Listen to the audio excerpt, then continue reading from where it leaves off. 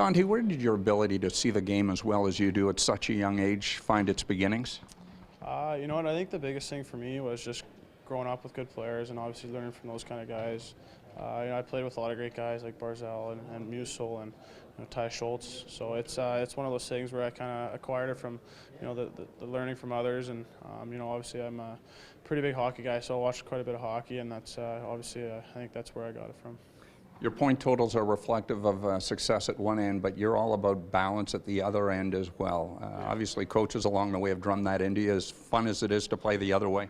No, I think last couple of years that's kind of how I developed my game, that two-way style D-man, and I think that's important to make that jump to the next level. You want to be as balanced as possible, and not just on the ice, but probably off the ice too, as a human, and just kind of level-headed that way. So it's how I've been raised my whole life, and it's kind of translated into my game for sure. Is there a defenseman you model your game after, or someone you really admire? There's a lot of guys. I think Weber's probably one of my big fans, but I think the guy I probably most resemble would be like a guy like Ryan McDonough. So it's just that two-way D-man, leader, and can do it all, offense, defense, and obviously be that guy, whatever. Looks like you're heading east to play college hockey in the fall. No regrets in talking with Tyson as well. You guys were committed to the NCAA route. Education important for you and your mom and dad?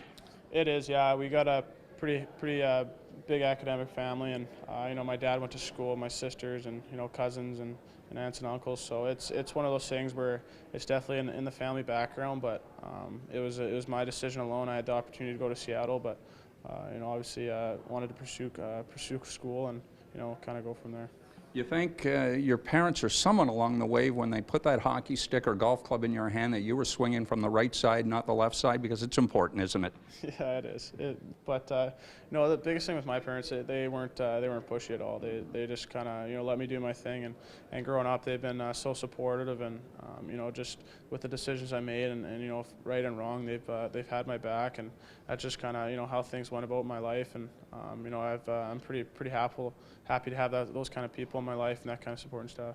What will you take from your talk with the Toronto Maple Leafs and all the interesting people you got to meet?